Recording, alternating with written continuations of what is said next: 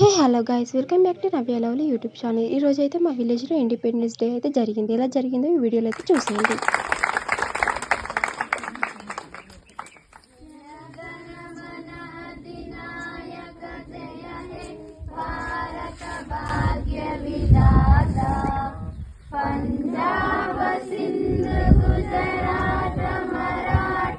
द्राविड उत्कल गंगा विंध्य हिमाचल यमुना गंगा उच्चल जलधि तरंगा तव शुभ नामे जागे तव शुभ आशीष मांगे गाहे तव जय गाथा जन गण मंगलदायक जय हे भारत भाग्य विधाता जय हे जय हे जय हे जय जय जय जय हे।